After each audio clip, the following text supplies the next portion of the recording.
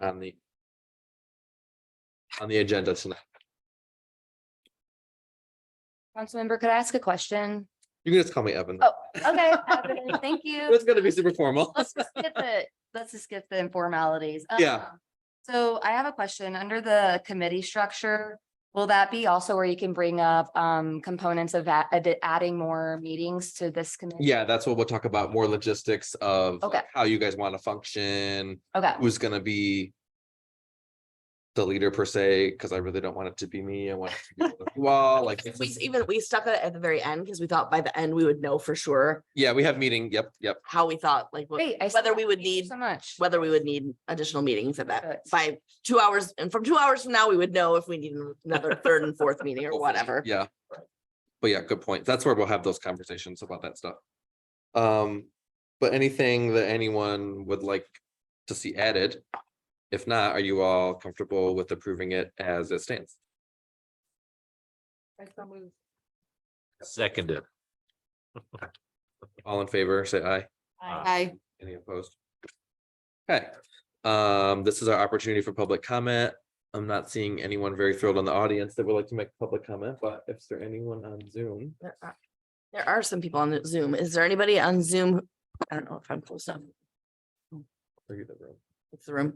If there's anybody on Zoom that would like to make public comment, please raise your hand.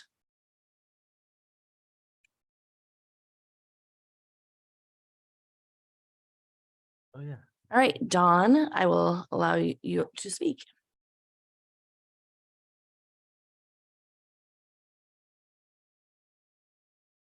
You are muted, so I think you have to. Oh, okay. Is it coming on now? Yep. Okay, wonderful. Unfortunately, it may just be my lack of knowledge, but is this going to be a section 42 tax credit LAHTC property?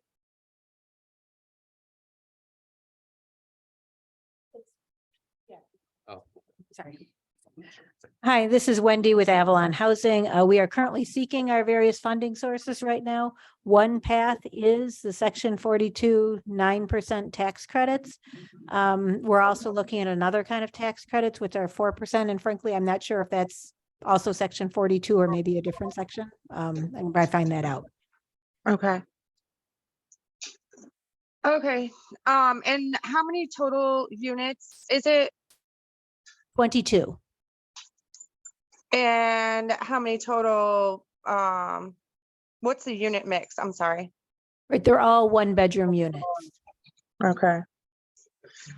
Good, then okay. That answers my main question. My concern is that we have a 262 unit tax credit property in our city that is about to expire at Huron Heights and Huron Ridge.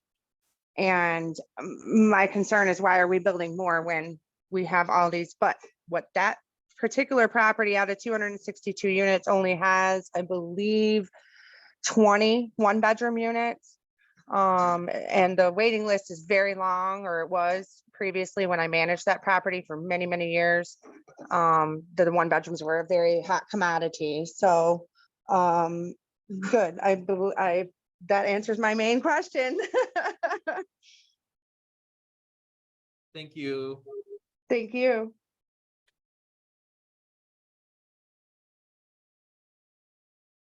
Is there anyone else that would like to make public comment?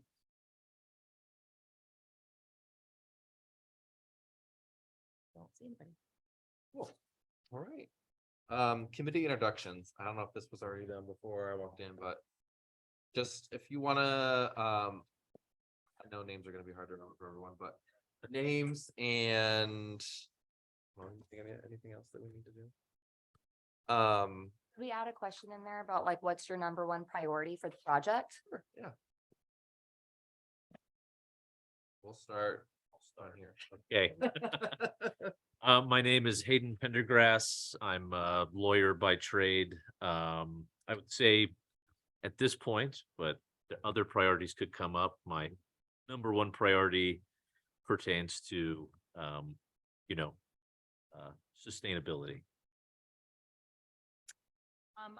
My name is Marie St. Peter. I'm an environmental engineer. My number one concern or priority, I should say, is overall, it's maximizing the benefits that we can get. Of course, environmental aspects are very important to me. My name is Erin Baltima and I'm a social worker by profession. And I think my priority right now is I don't know how to phrase it, just providing like looking at how to provide space in our community for like safe, stable, supportive housing in our, or just housing in our community, and to help support the community in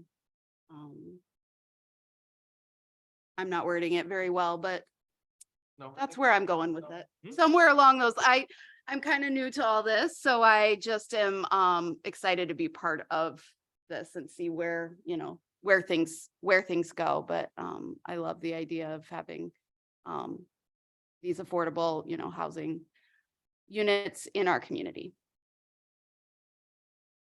And Jenny Rose Ryan. Hold it a little closer because they won't be able. it- Thank you. Yeah. I'm Jenny Rose Ryan, and I guess I'm just on it to hopefully move affordable housing forward for our community. So that's the only motivation I have.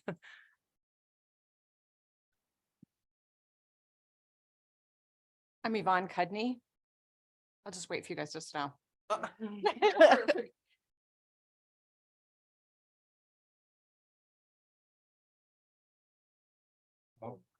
Yeah. Where should I keep moving? Right here, yeah. You're almost there. gotta tell me what to do. That one right Do there. it wrong, guaranteed. This one here. On the end, and then can we shuffle down to the left? Sure. Let me scoot one more in on there. I know we're like making impact, but we'll make it work. Yeah. Thank you. Thank Chairs. all. Okay. Right. Okay, I'm Yvonne Cudney. I am a lot of things. I'm a former legal services attorney. I'm now an educator about housing and older adults in Washington County. I work for the Housing Bureau for Seniors. My number one priority is the development of one, truly affordable housing. Affordable housing isn't really affordable for many people in our population. I think we all know that. Two, looking at prioritizing supportive housing for older adults.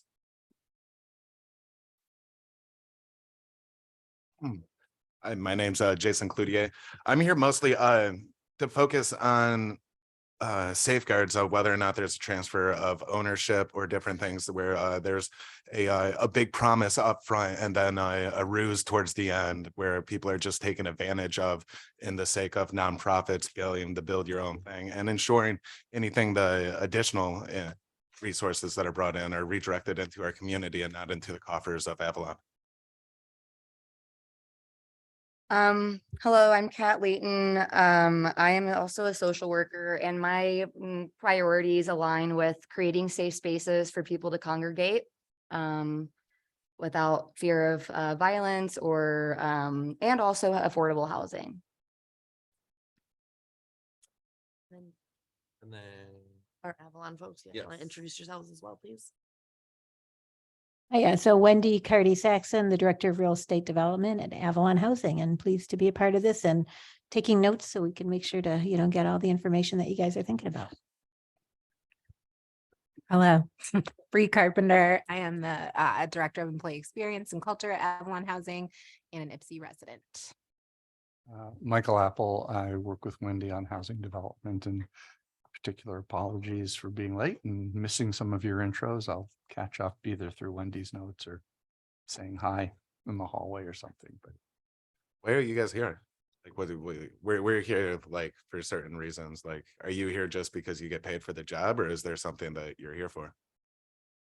I missed the intro question, so I gathered What's your why am I? motivation? It was sort of like, what benefits would you hope that would kind of like your number one benefit that would come out of this. Which I'm not sure how. much Oh, more. well, I mean, the first thing I would say is I'm here to listen. I mean, we've brought a proposal to the city to do what we do at Avalon, which is provide supportive housing and affordable housing. And we do provide some benefits, and I think when it's appropriate, we can talk about how what we've already put on the table doesn't fully address those benefits on specifically in the ordinance. I work at Avalon because I care about housing affordability and I care about inclusive communities and I care about ending homelessness and all these other reasons. But I am here today because I work at Avalon, so it's all of those. I can say that I'm here both because I work at Avalon and I've seen all of the benefits of permanent supportive housing in Ann Arbor. We recently had to shift an ordinance in the city of Ypsi, particularly in the historic district, so that we can have permanent supportive housing here. As a resident, it's hard to work in Ann Arbor, come home to Ypsi and know that the folks that I serve could not live where I live because of policy and because of what has not yet been developed. So I would like to see it through. And I'll just add, yeah, I've worked at Avalon for a long time, not quite as long as Michael at least, but a while. And it's a mission-driven organization, and that's a big part of the reason I work there. And, I find myself still working hard, obviously, and working late and getting things done, but just recognizing the real luxury that I find in being able to know or feel that the work I'm doing goes to this mission-driven and addressing homelessness in our community. And then we'll introduce ourselves too. So I'm Katie Jones. I'm the Economic Development and Equity Coordinator at the city, and I'm excited to be a part of this process. This is my first time helping to facilitate the CBO process, and so I'm excited to kind of watch it in action. Some of the recordings don't really do the last two processes justice to be able to watch and to understand exactly how they went. And so I'm excited to kind of see it in person. And I think some of you know, but I am Evan Sweet, Ward 3 council member, and I'll be the liaison with council in this group. Kind of in tandem with Katie as your liaisons. So, yeah. All right. Next is our committee structure.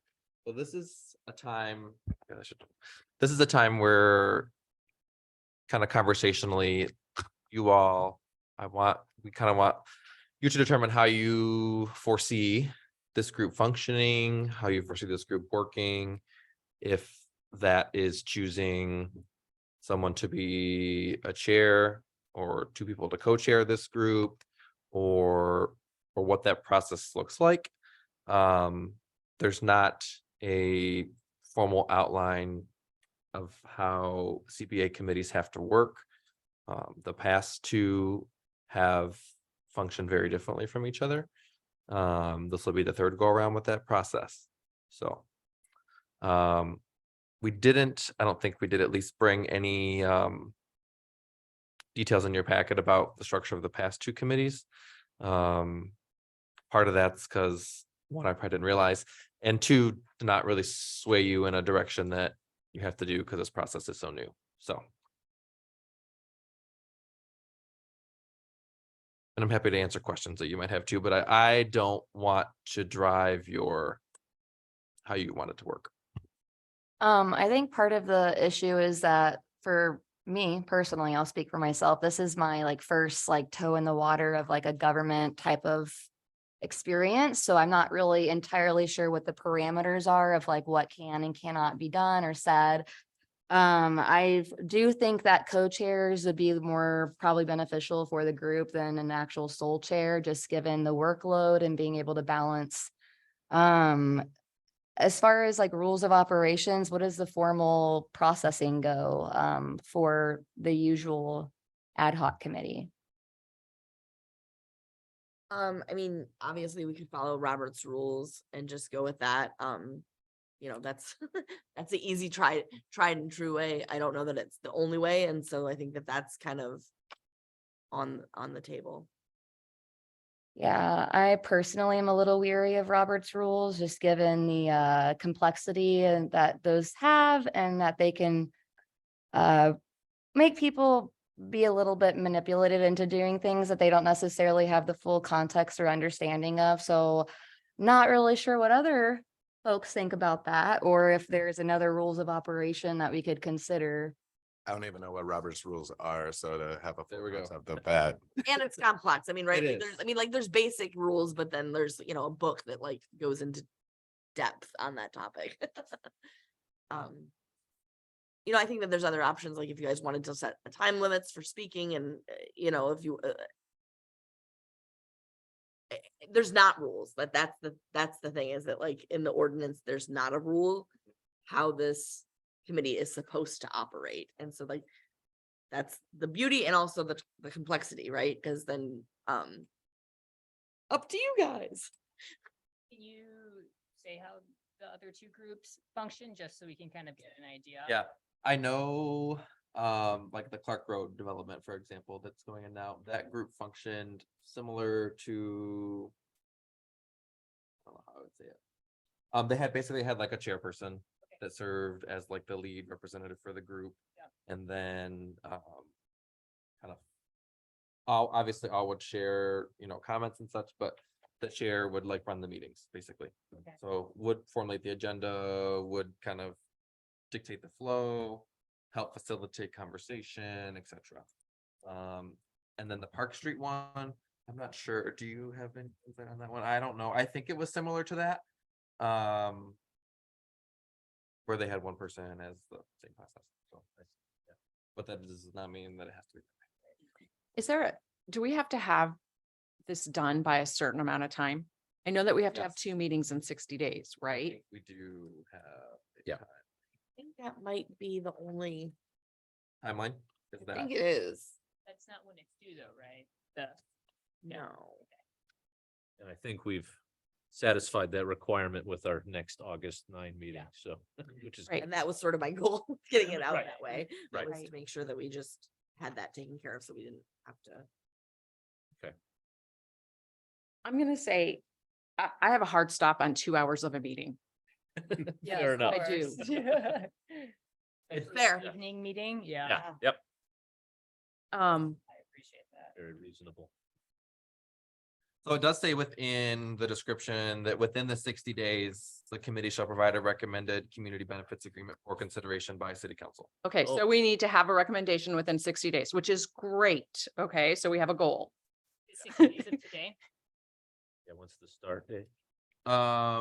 Within these 60 days and the 60 days after. I think it was whenever. we After the committee is established the group. Yeah, established. I think that's when it started, yeah.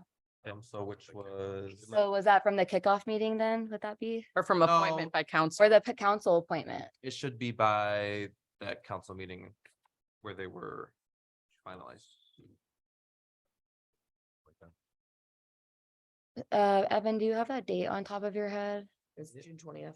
Yeah, June 20th? Yeah, okay. Yeah, Wow. you're right. It's my birthday. Well, So I just got- all right, well, that Happy would. birthday to you. Don't And I you was, love? yeah, I was trying not to be at that council meeting that night. Right. So it sticks in my Yeah. memory. So 60 days is ostensibly August. Yeah. 19th or something like that. Yeah. Okay, That's tricky to fit in some more meetings in there. I mean. sure, okay.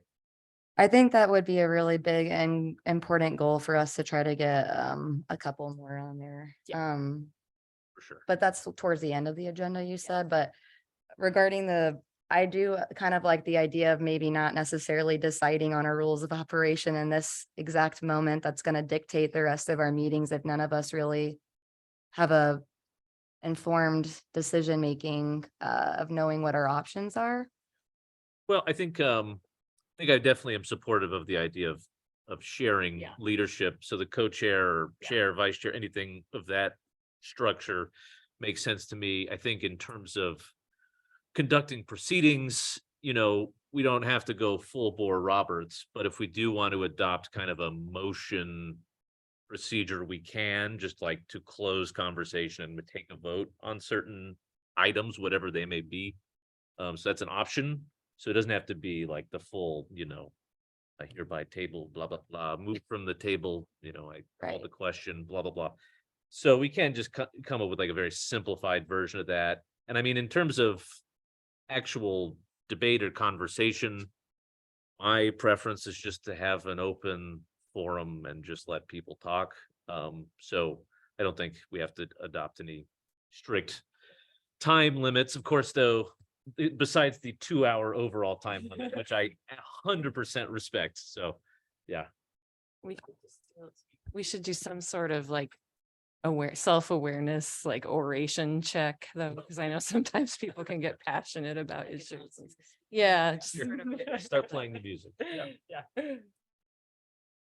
I also was thinking if there's not a person that wants to necessarily sustain the role of a co-chair the entire duration. I mean, it is only until August 19th, but there is a likelihood you could rotate responsibilities for other people to dip their toe into things. But I don't know, what do we do from here? Like, make a like, how does it, what's the next step in this? You could just decide. I would say, a majority rule process would probably be the simplest and most Right. easy to Does understand. anyone have an interest in? Yeah.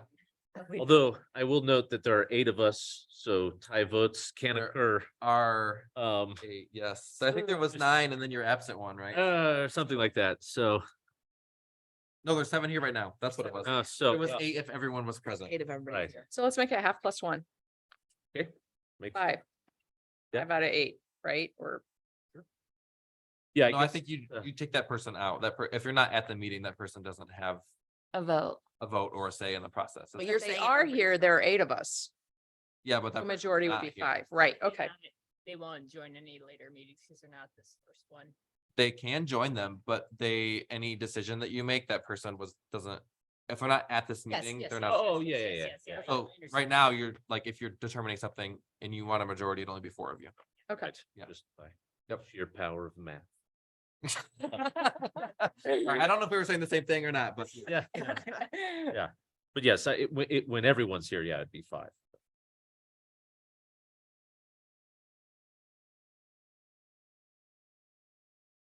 Well, I move to do the majority rules. I think that's a great option for now. It seems like that's a good way to get consensus amongst the majority, so I move that.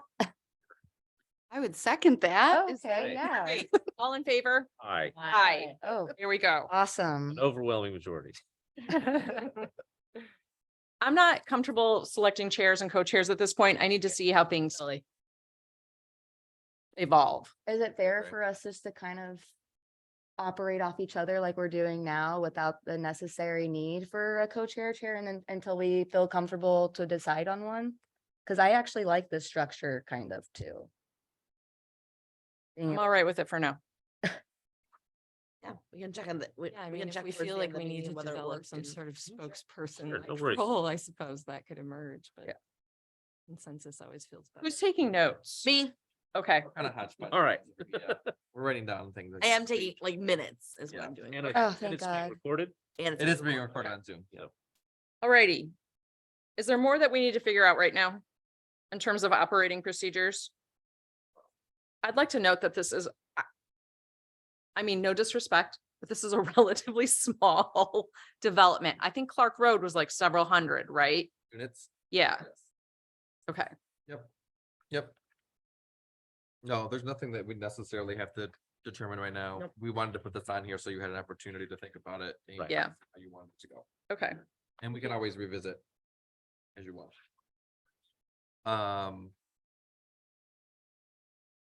Okay, we'll move on down to then the next item then. So project history, documents, discussion, etc. So in the packet that you were sent, there's a lot of these things that are. I in there. overwhelmed you with We information. tried to make sure you had as much info to make decisions and ask questions. First, hold on, as possible. So there's the information from the website. There was a web link. There's the full ordinance that was included in there that council adopted. There's a project timeline sheet, which I think is pretty helpful. That is a more concise synopsis of kind of the CBO process, but specifically relevant to this project. The pilot information and then the presentation that Avalon Housing presented at the kickoff meeting that a handful of you definitely were at. But I figured I didn't think everybody was. I wanted to make sure. Yes, and have it correct. in there too. Correct. Can I ask a question?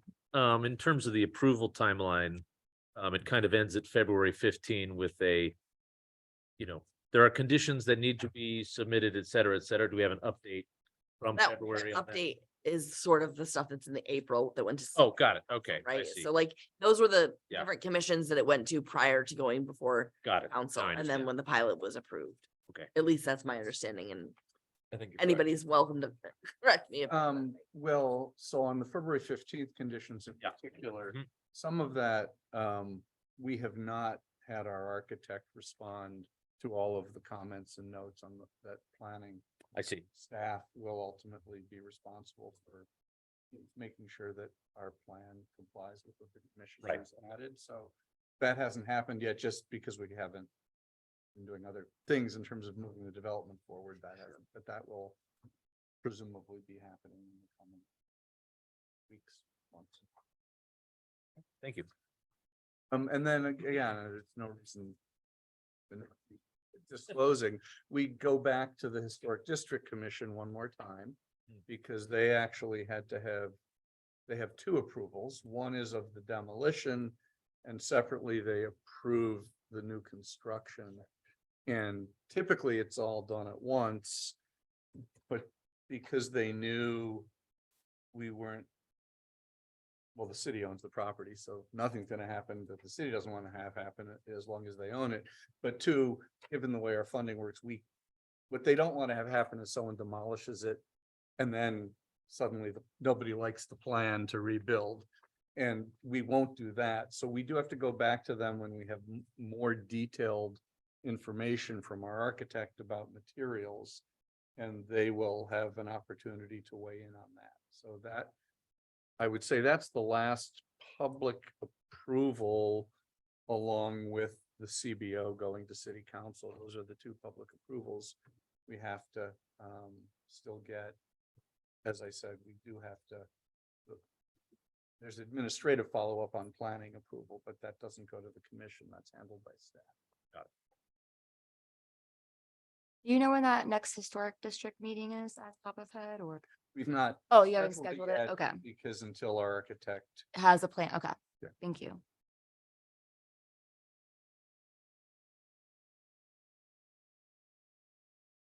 I didn't mean to cut you off. You were going through all the materials. No, yeah, this is like the This is part of the time- meeting this is to the time ask- for those questions. ask questions about what's already been presented, before we get into the kind of benefit conversation, but based on what information you've already received, what questions, concerns you have about kind of those things, this would be the time to voice those. Do we have a pro forma that extends out for 15 years? How long is this pilot for? 50 years? And the reason for that is because our Mishta mortgage, which is three point some million dollars in all of this, will be a 50-year mortgage. Mhm. And Mishta mandates that the local municipalities pilot be the same length as their mortgage. Okay, so yeah, so can we get these budgeted the pro forma out to the 50 years? Well, like it only goes 15. We've never projected more than 20. And I mean, it's math, we can do it. I Right. will tell you, Like, yeah, what I'm trying to see is there's the total cost and everything, and then how much you expect to gain through revenues.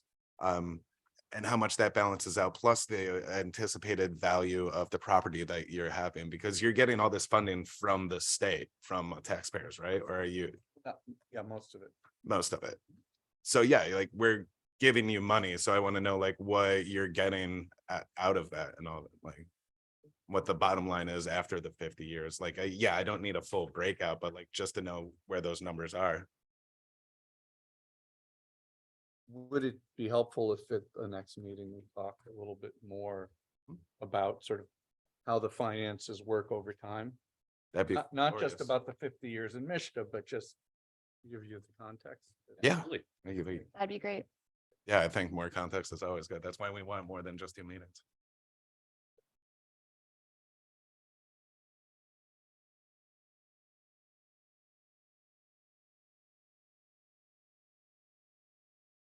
Regarding the construction and the architecture, y'all haven't decided any contractors yet, or have y'all started brainstorming on contractors at all? We have been working with Phoenix as our general contractor from the beginning. We've worked with them on prior projects. Used to be an IPSI firm, they're not anymore, but they've done a fair amount of work in IPSI as a result of that. So we don't have a final signed contract with them, but in good faith, I think we expect that they'll be our general contractor. What they've not done, which is relevant to the CBO in particular, because there's discussion in there about contracts and contractors, is they then reach out and take bids for all the subs, not all, some they do themselves, but the vast majority of the work is not done by their employees, it's done by subcontractors. They have not signed any of those contracts, and because of the public funding involved, there's a pretty clear bid process that they go through, so. I'm just thinking about some of the benefits that could come from having local jobs available for people to be able to participate, to be able to provide a benefit to the community. Thank you. I'm not seeing this in this packet. This is a tier 2, right? It is. Okay. It's listed on the 206 North Washington CBO guide page, Yvonne, at the very top. This page talks about tiers a lot, but at the very top, it considers it a tier 2 and why it's a tier 2. What's the area median income include? Does that include Ann Arbor or is it, It's a countywide number that we use. All of do you think that's an accurate representation of Ypsilanti? So why should we use that then? We use it because all of our funding mandates it. Like, Yeah, we have no choice in terms of how we build the project and how we talk about it. I would say, actually, I said that very cavalierly. No, it doesn't represent IPSI, but actually it's more complicated than that because Western Washtenaw has lots of rural poverty in it. It's also got some rural wealth, but I think the county population is 350, maybe pushing 400 now. And the city of Ann Arbor is 100 and some thousand of that. But I think in most of our minds, the wealth of Ann Arbor. I agree. I actually don't know what the median income would be for the city of Ypsilanti. It's an interesting question. I assume it's lower than the median. Oh, it's significantly lower. And yeah, I'd assume like the socioeconomical situation here is much different than like say Chelsea or on the northwestern side of the county. If I may ask another question, Rocket Mortgage and every other mortgage company suggest only 28% of your income going towards your mortgage if you own your home. Why do we do 30% for people that are renting? Again, in terms of the funding we use, that is the standard that we use for rental. We don't control it for the eight units that will have Section 8s attached to them. That's out of our control because that's a federal resource with its own rules. What I will say is, and again, when we talk about how our current proposal lines up with some of the benefits that are called out here, is our rents currently are significantly below the maximums allowable for 50% and 60% of area median income, which is what the numbers you probably see in there for our current maximum. So we can, again, I think, talk to you about the rents we hope to charge. So your funding, it says you must charge 30%. It doesn't say you're allowed to charge less than that if you want to.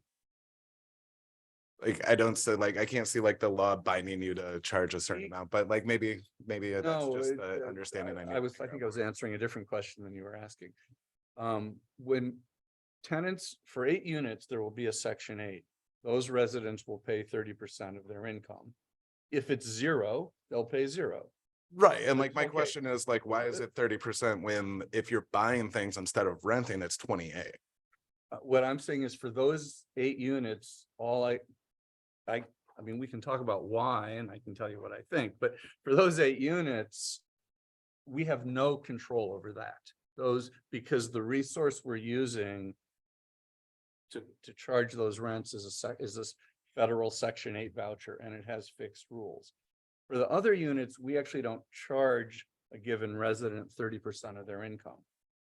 We set the rent, and then people apply, and I'd say a good number of some number of our residents pay less than 30, some are paying more because we're still below market. So I think part of the problem is your question assumes that we're setting our rent based on the income of actual tenants who are coming to us. And we're not able to do that except for 8 units. For the other units, we have to make a decision about what the rent level will be. And that's what anybody would pay. Right, and I think like that variance that you're talking about, like having a set price and people being able to, that being 30% or more or less, that's like where the problem of what actual affordable housing is. Like, just because you set a price and it's affordable for some people, it's not affordable for most of the people that live in the city. So that's where a lot of my concerns are. If I may, it's still below market rate. Just because the market can tolerate it doesn't mean that it's appropriate. Like the market rate pushes people out of the market if they can't pay for it. That's what gentrification is. The market rate should be based off of the people that are already here. To go off of that, since this project is locally in this area, downtown area, the historic district, it is a heavily rented renters area, and I believe a very mixed income area as well. I'd be interested in trying to figure out I don't know how to say this properly, but the income of the people and the residents nearby in this area, and how to try and keep people, like going off of what you're saying, from being displaced. And how we, as a power of the ad hoc committee, have the ability to negotiate benefits, and we could bring in third-party folks from like Fair Housing Center, other places, to be able to talk to us about what various benefits are. Like, can you prioritize IPSI residents? Can you there's different benefits that we can negotiate for, and it might be worthwhile having a third-party person come and, describe the different components of what the parameters allow. Is Phoenix your possible general contractor? Are they a union shop? They're a signatory to unions, specifically I think carpenters and electrical. So.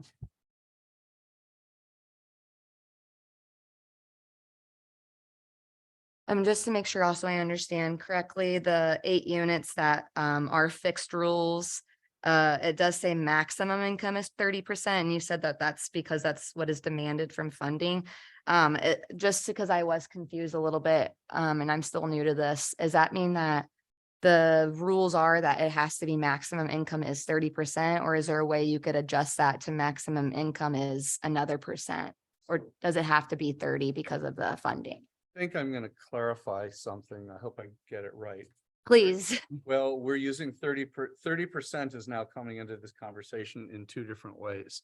I think up till now, we were talking about a federal standard in the Section 8 program and a general assumed standard with its critics that an individual household shouldn't pay more than 30% of their income, whatever it is, or their housing burdened, although they may use that for 50% or more. But anyways, so that's one use of 30% in this conversation. How much of your household income should go to housing? And that's not just rent, by the way, that's rent and utilities, although we happen to pay all the utilities in that rent figure you're looking at.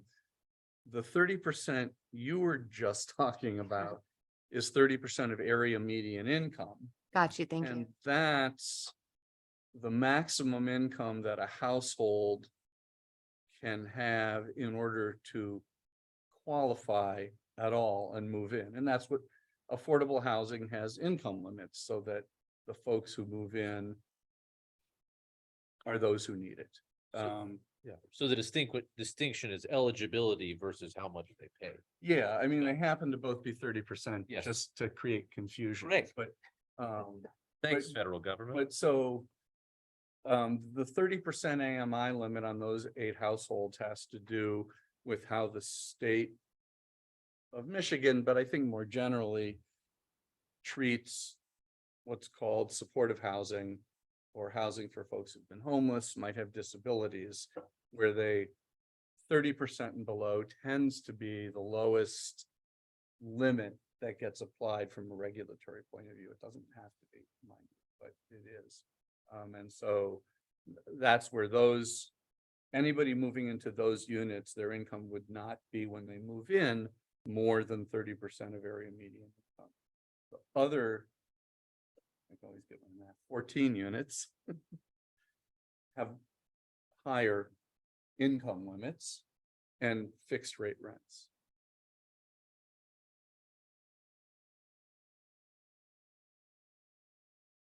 That, that was helpful. Sorry.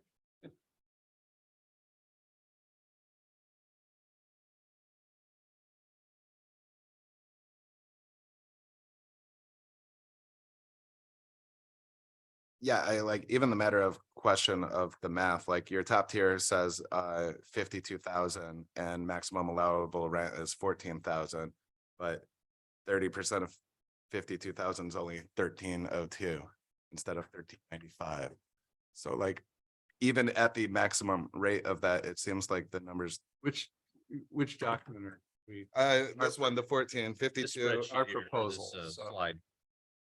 yeah, where you said the maximum I just- allowable rent is almost 1,400, like, so. It's not even, I want to look at it before I. right, like, yeah, those are the ones that you are promising that they'll be 750, what guarantees do we have that that won't change? Yeah, it does say current projections, so I don't know that they've locked in a number, but yeah. Right, and like then there's maximum allowable, so Right. like, I mean, we were trying to give you the information, to understand the Mhm. range and. Yeah. I sensed, along with the financial context, helping you understand the regulatory context. Where do we have flexibility going forward and where don't we have flexibility going forward? Based on the already existing, the financing we're using comes with a lot of strings already, and having you understand those, and I'm not critical of them. If we take public money, there ought to be strings. So helping you understand that, well, I think help you understand why we start at 750, but that regulatory max is a much bigger number, and we can talk about the differences. So. Is it okay if I interject? Okay. Go ahead. So this is, I've never really thought about this. A lot of places that offer affordable housing, so not the subsidized units, I'm talking about the 14, right? They do require that tenants have or make 2 times or 3 times the rent in order to move in. I'm thinking Avalon doesn't do that. Is that No, okay? we don't do that. Which does result in people paying like a huge, could potentially be paying a huge chunk of their income towards rent, but they've still got a place to live. Yes. Could you expand on that last part a little bit more? So, like, what's your name? Jason, Jason? yeah. Jason was saying there's this general idea that you don't pay more than 30% of your income towards housing expenses. So like rent, utilities, whatever, right? So a lot of other affordable units around the county or affordable developments will still require, so they've got below market rates, they will require projected income. tenants, potential tenants to make 2 times or 3 times the amount of the rent in order to move in. So they're really only paying 30% of their income towards rent, right? So it's a big chunk of change. that they have to make in order to live in below market housing. Avalon doesn't do that. So what that means is they've got below market housing, people might potentially be paying a lot more than 30% of their income towards rent. But they're not prohibited from living there because they don't make 3 times the rent. Yeah. They've got housing.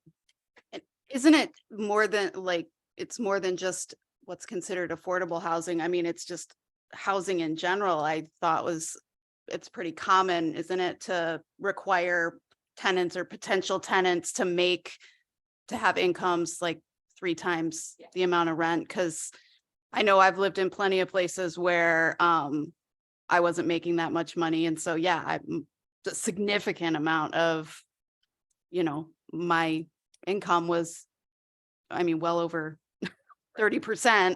But I had a place to live. Right. But with that comes all sorts of other issues. A pretty common practice, it's my understanding that Oh, yeah. places will do, is require that, which there's pros and cons, I guess, of that, like. Like, we don't have to do what's common. Like, that's why we're here. Like the way I see it is, you guys get the rent monies. Like, well, you get paid to do this, right? You're not getting loans, or if you are, those are going to get repaid through the rent money. You guys get 15%, so you're making over $1 million already facilitating this. And then you get your rent monies, which will increase over time and cover all the loans and the funds that you were given. And then you get the property afterwards to do what you will. Is that correct? Do you keep the property after the 50 years? There's a technical truth to it, but this is where I wanted to come back and give us a chance to. talk Okay, about yeah. How we're structured as a nonprofit and how those agreements limit our ability to do what I hear. I mean, I know in Ipsy in particular, when you lost the senior subsidized housing, it was the worst example of that, which is a private investor took advantage of public subsidy while the market made that the best way to make money. And then at the end of the compliance period said, we're done, we're going to the market now because we can make more money doing that. It's not just not what we have done. It's not what we do. It's not why Avalon exists. I also understand your point that, okay, lovely that you said that, but how do we know? And there are real limits put in with our funding and our agreement to, I think, mitigate that concern we're going to be meeting again. Yeah. Give us a chance to explain and we'll see what you think. Yeah, also is like being able to conceptualize exactly how much you're getting out of this. Because like we don't need to do the market rates because the market requires profit, and this is a nonprofit business. So like we don't need to have that part included in our calculation of what's acceptable because of what the market's doing. Like, I think there's a lot of room for growth here. That kind of goes back to what I was saying earlier, which is that a lot of us don't know what our parameters are and what we can and what we cannot do. So I personally will be doing a deep dive into research on other CBAs in different areas. And because I personally am in the interest of the people with ensuring that we have safe spaces to congregate and also affordable housing. And I do understand the concern that Jason is bringing up. And as someone that knows Avalon's mission and the people who work for Avalon, like I do understand also your perspective of being a mission-driven organization and having care for this population, or else you wouldn't necessarily be in the work. I think that it is just a little bit concerning just because of just given the history, like you acknowledged. So I appreciate you being okay with that and accepting.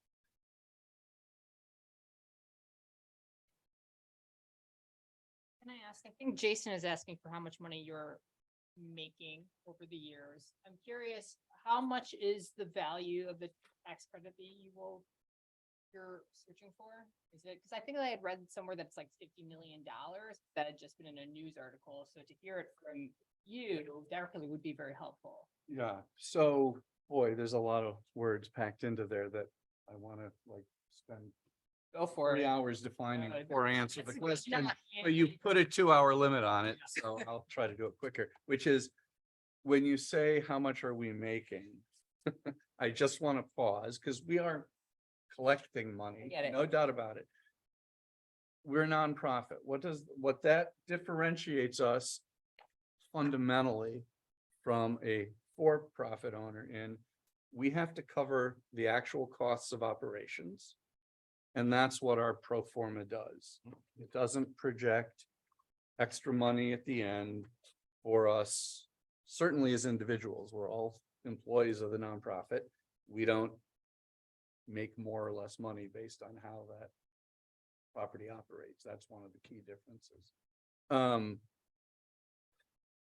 Sorry, I spent all day today on a different application, so I don't have these numbers at my fingertips. So I'm looking at Wendy to see if she does.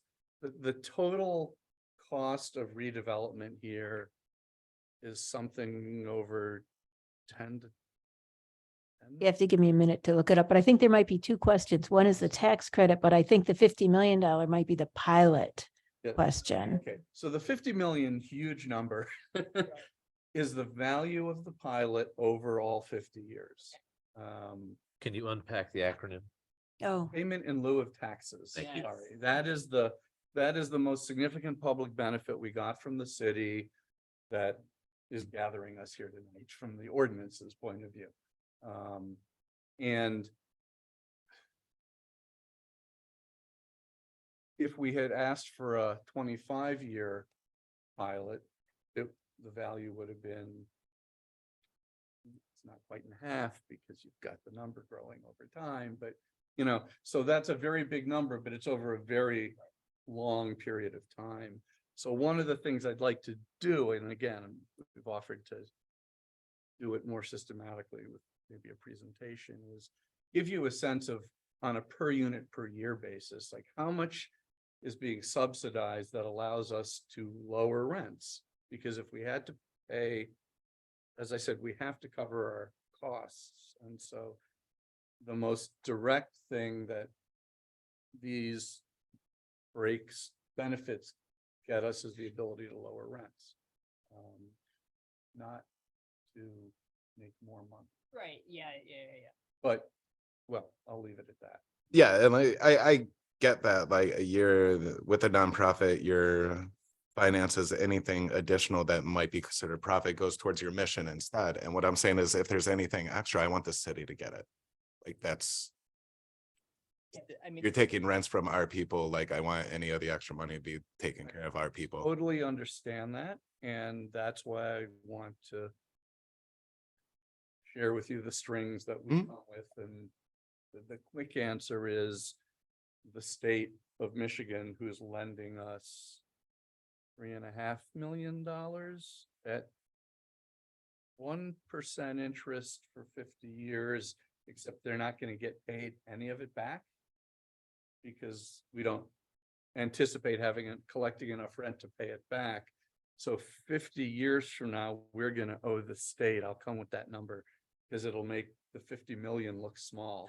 We're going to have this giant debt on the property that's to the public. And So we're gonna get more costs at the end of this.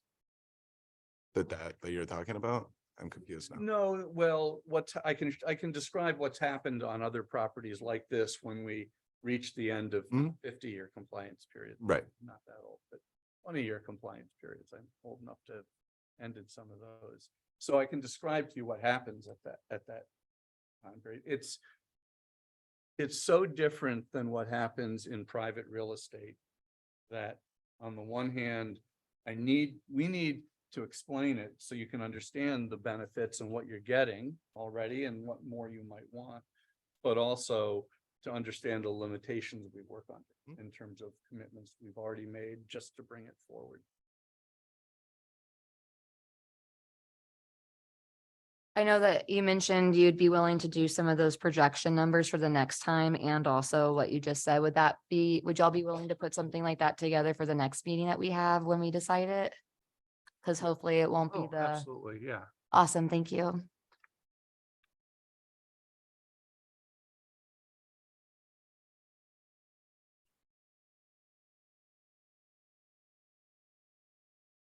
Basically ask the staff a question. So in the ordinance, there are 2 tiers, but the language also says this is not exhaustive. So I'm trying to understand what are supposed to be the differences between the 2 tiers, like what are the, like, is there supposed to be more? I don't know. Yeah. I mean, because it seems like it could just be collapsed down to one list, right? If it's not exhaustive. Yeah. And so, yeah, just understanding if there's any intent behind that, behind the 2 tiers would be helpful for me personally. I think the intent behind them, from my understanding, is that they were based upon the financial incentive. So based on the financial, if it's a lower financial incentive than the 250,000 that's in here, it falls under a tier 1. Yeah, but I mean, since what you suggest for tier 1, because it's not exhaustive lifts, what you suggest for tier 1 could also be used for tier 2 and reversed, right? And so is it just that the tier 2 examples are supposed to be something that you would expect to cost more money potentially? And that's why it would be like in a separate tier. I'm just trying to understand, like, what are my, like, the boxes that I can work in as far as like gaining benefits, right? Mhm. Also to just kind of give him a minute to breathe too. Yeah. Is my understanding correct that if it's a tier 2 project, it qualifies as tier 1 and tier 2? Correct. Does, There's things okay. like from both. Okay. Correct. So they're not exclusive. You're Right. correct. Well, and it's not exhaustive, so. Right. But Since that answer the question, and I don't, not surprisingly, we've read it multiple Right, times right, to right. to come prepared.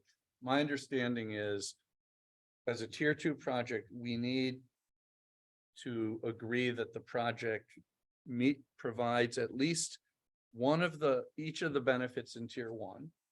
And it may already provide some of those benefits. That's really for you all to look at. Okay. It needs to provide each of the benefits in tier 1, and minimally, it needs to provide 2 of the 3 benefits that qualify under tier 2. Now, that doesn't answer your question, No, I but mean, that's actually very informative to me. yeah, that's what Like the register. that's how the ordinance called it out. Okay. Could I bring up something for city council or staff? The ordinance as it is expired, right? Yeah, that's what makes this whole process a little interesting, right? Yeah, so it is expired as sunset, so I mean, we could come up with really any benefits that we want, I think, to be honest. Well, and I think that, that's something that's that is important. If it sounds like we're starting to move from agenda. Well, to answer your question, to an extent, the council did approve to use this process to follow the adopted ordinance. Okay, So council's under the expectation that what's written is what's being used okay. until there's any other changes to it, which is not going to happen before this project, obviously, so. But the expiration part is a little strange, yes. And I guess the question that I have for you guys all is more questions about the project. I only count 14 units. What? I only count 14 units. on the schematic. Yeah, maybe I can't count. Did you miss the 3rd floor? Yeah. All right.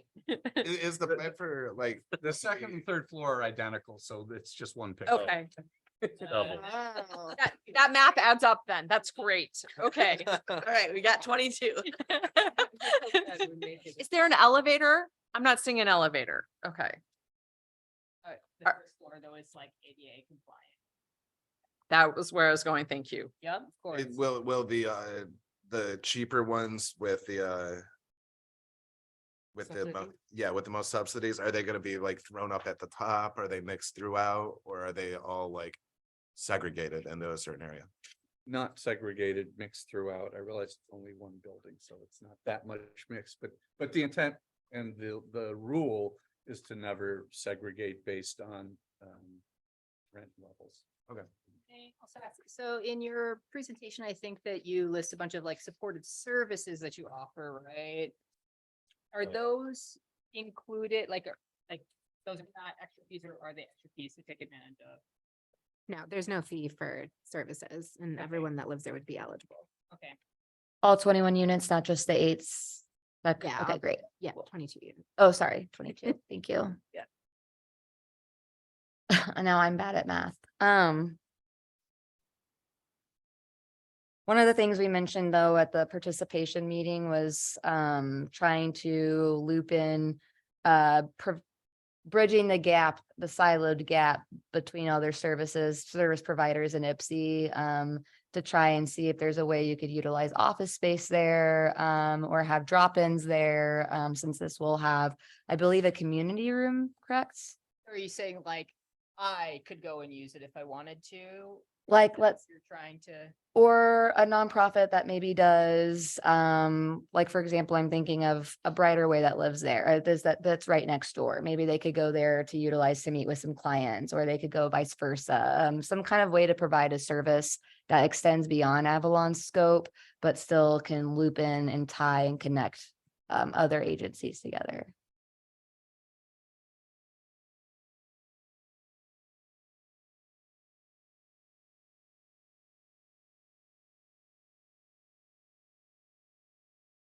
What was the phrase you used? Bridge the silo?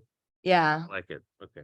Thank you. yeah, I feel like we're all kind of working independently very hard, and it's really easier whenever you bridge the gap and work together. So just thinking of ways to do that.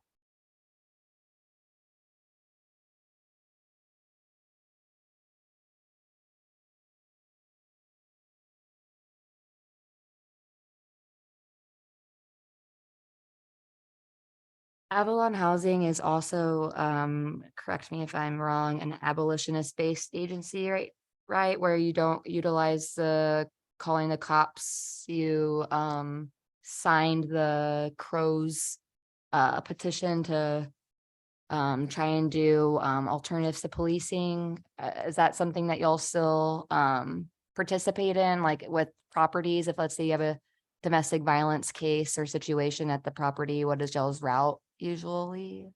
Typically with any of our properties in the private market, we avoid police interaction as much as possible. And I think particularly in IPSI, with the unarmed response coming, there is great potential for a partnership there, especially with this property being right in that area. That's exactly what I love to hear. Thank you. Is the Avalon union, are you guys unionized? Union? Unionized, no.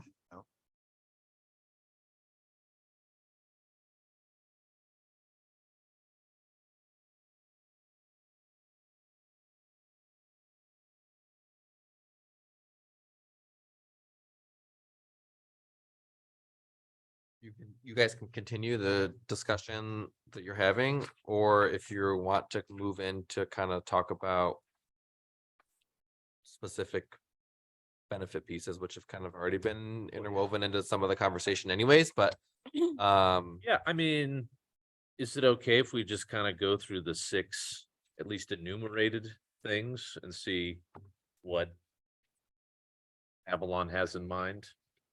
It's not exhaustive. So. Are you talking about what's in the ordinance? Right Yes. now? Okay. Yeah. I just have to ask, did Avalon have a presentation that they wanted to give to us? Because I thought I heard you say something about how you think your project meets I different I tiers. said that in the context of when we next meet. we Okay. can happy to okay. talk about that, Okay. but we can also, if you're starting to have that conversation, I think we can do it in pieces. But yeah, I mean, it seemed obvious that that was a good place for us to start by thinking about where did we already hit some of these goals. Yeah.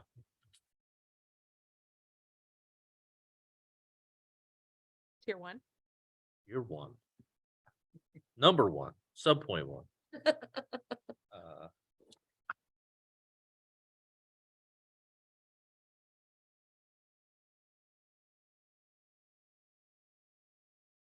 everybody find it? Mm-hmm. Yeah, on the CBO guide is handily Yep. pulled out rather than inside the ordinance, which is all underlined and hard to read. No offense. I think I. It is what it That's is. why, that's why they pulled it out. Yeah, in thank this you. Yes. Condensed version. But I also wanted to make sure you had all of it if you wanted all. For sure. like all of it. For sure. I appreciate that, Katie. Yeah, oh, thank you. Does someone want to read it out loud or just to ourselves? Or I just wanted to maybe read it out loud in case people on the, Okay, I'll do it. yeah, please. I've been Hayden, told go I have ahead. a face made for radio, so. Um, But you're on TV. that's, oh boy. So providing either on-site or off-site additional recreational activities, parks, open space, public service enhancements, or public infrastructure improvements for the city of Ypsilanti and its residents. This includes public transportation services and infrastructure.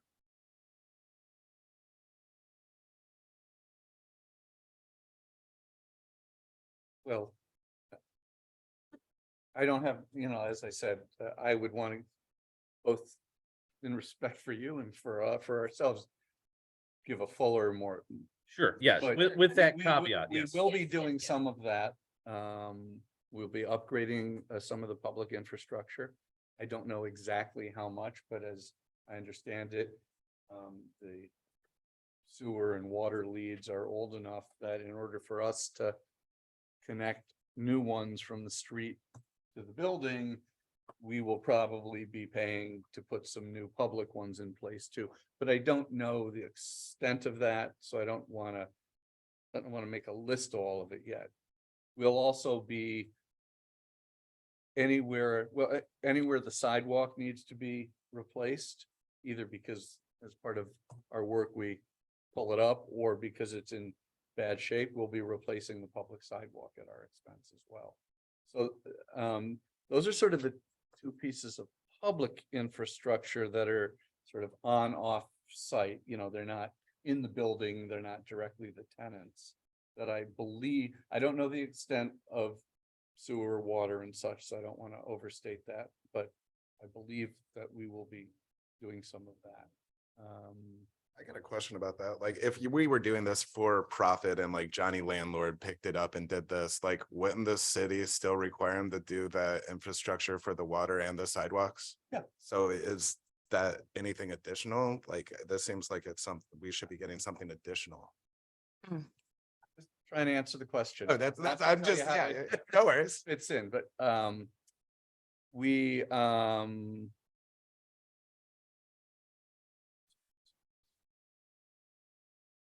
I mean, when I read that list, those are the first two things. Mhm.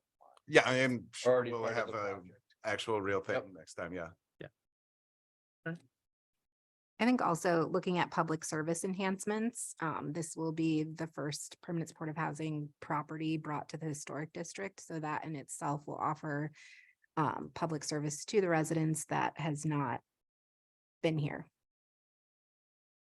And that's because y'all had to change a law, you said, or a policy? Yeah, there was an ordinance shifted in order to allow for permanent supportive housing within the historic district.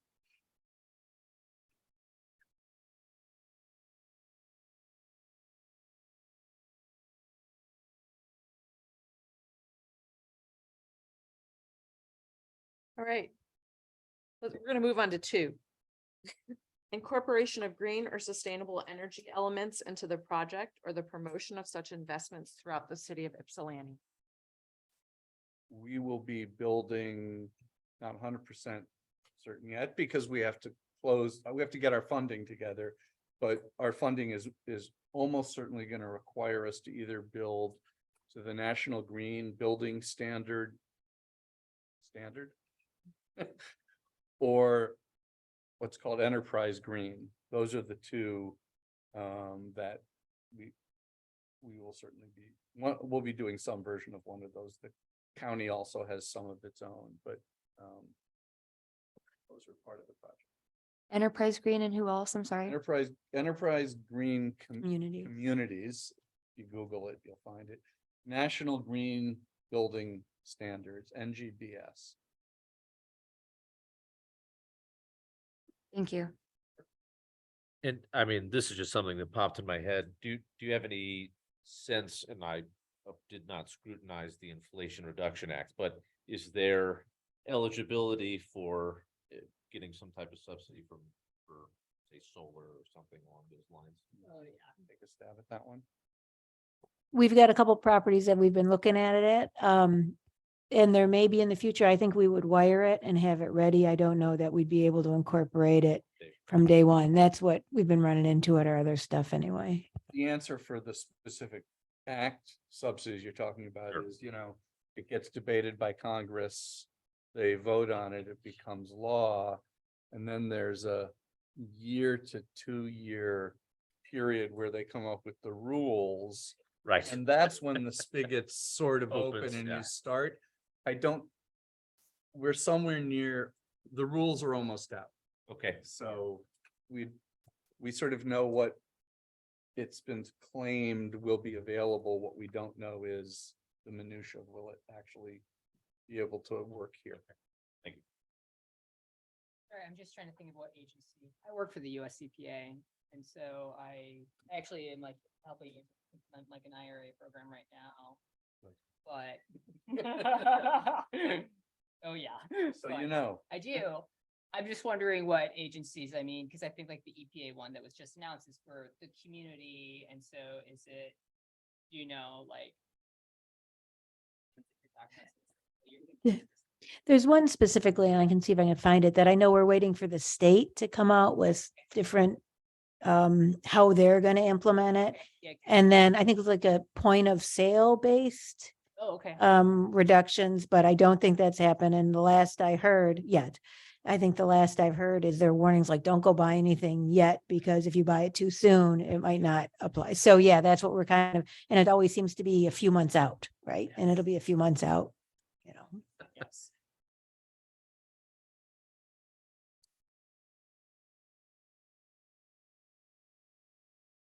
I'm not sure. Is there someone from Sustainability Commission on here on this committee? Or, Don't believe so, okay, unless any of you are on the system, but I don't think so. okay. No.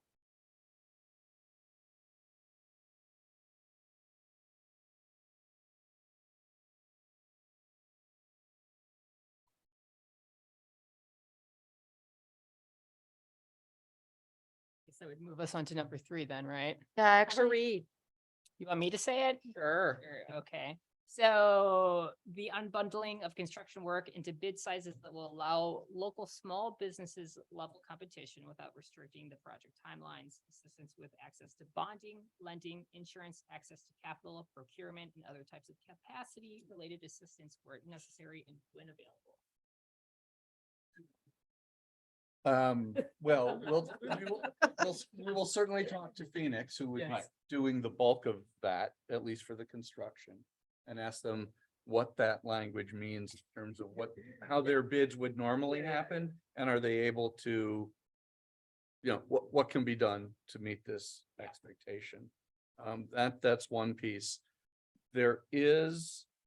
With the funding we get, the federal funding, something called Section 3. Which you can all look up. There's probably 25 Section 3s out there, but Section 3 HUD, HUD ought to get you to the right thing. It is HUD's attempt to do a piece of this, to have their money be driven to smaller contractors, local contractors, minority or women-owned contractors. The way it works may or may not feel to you like it's accomplishing the goals you have, but I would say you should take a look at it. This project is already subject to that. Is that because the county's in checking? It's because our money is federal. This money we're getting from the state is federal, and the money we're getting from the county is federal. And so it's a federal requirement. As is, by the way, there's been a couple of questions about union, while all of our construction work is subject to Davis-Bacon prevailing wage. Oh, Of course. Good. So it tends to level the playing field for union shops.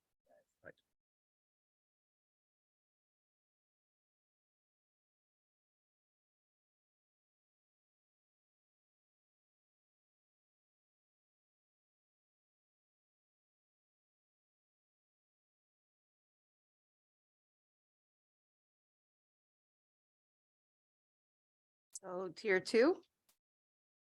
So number 1, work with Michigan Works, the SBDC, and other similarly situated organizations to help provide training, development, and preparation for potential contractual and hiring opportunities for local small businesses, minority-owned business enterprises, women-owned business enterprises, and other relevant business organizations and chambers. That kind of goes back to my, well, first, I don't know if you want to respond, if you have anything in mind for that one already. Well, again, I mean, my initial thought is we need to talk to our contractor again to understand how this does and doesn't align with what they're already doing. Okay,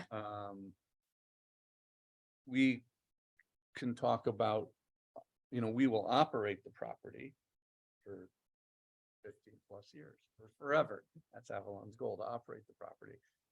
We can talk about how this fits into our own procurement and DEI expectations of our organization. What I will say, and this is not meant, we're going to come with an answer. It is a relatively small project. So there's not a lot of labor hours from the point of view of a construction contractor. It's not a small project, but it's not 100 houses either. So there's some limiting factor in sort of the efficiency of using it to train when people are just going to be on site for a short period of time, any given trade.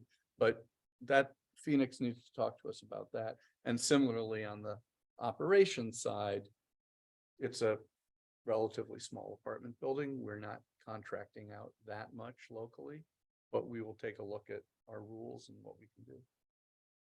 In terms of service provision, we do have a partnership with Michigan Works. We have folks coming to work at Avalon directly from Michigan Works that are often starting as temps and then hired into permanent positions. So in terms of kind of an indirect way, if the services are being provided by someone who is referred to Avalon from Michigan Works, then we could also like specifically meet and talk with Michigan Works about who we're looking to hire and what opportunities we're looking to bring to folks.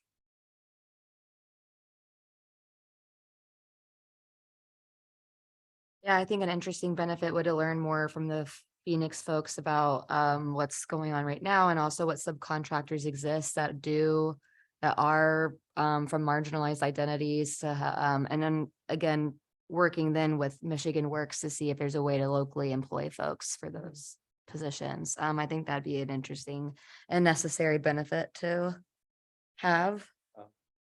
If we end up with the funding from the state that currently looks most likely, believe it or not, there are still multiple paths that we might be taking here. At least one of those paths comes with MISHDA's, the state's own specific requirements for general contractors around EEO, equal employment opportunity. And they're expected to set goals for minority and women-owned subcontracts.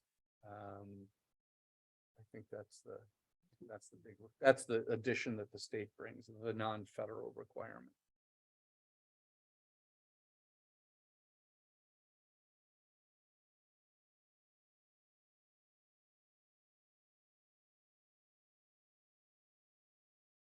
Shall we move on to number 2? Providing or supporting educational and or mentoring activities that provide or enhance employment opportunities for local residents and youth through the Ypsilanti Community Schools, Washtenaw Community College, or other educational programs.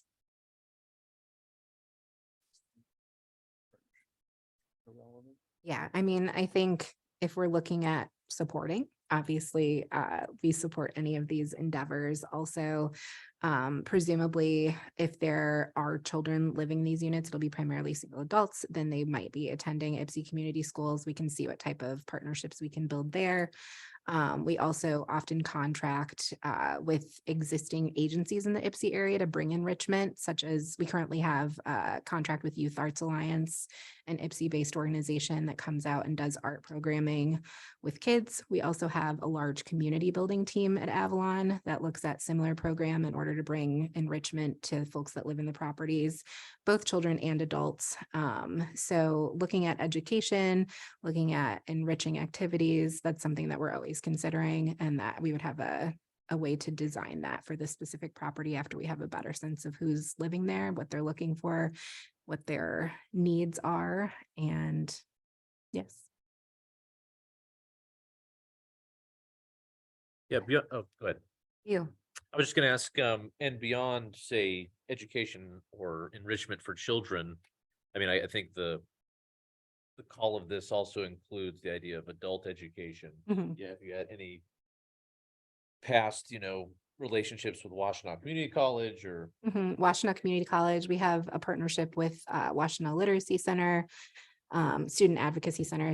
Again, that's usually minors. Typically, it more looks like general support coordinators or case managers referring folks out. So each person, each client, tenant would have an individualized plan of service. And so if that is a goal that they're looking to set for themselves, then their support coordinator would then walk alongside them in formalizing those goals.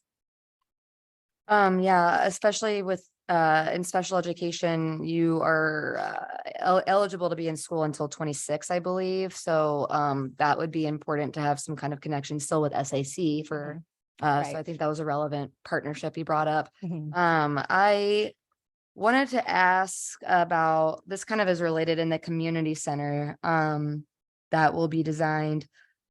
What are y'all's goals for staffing that with, first of all, how often would that be able to be opened? How would that staffing situation look? And would there be computer access available in those areas as well?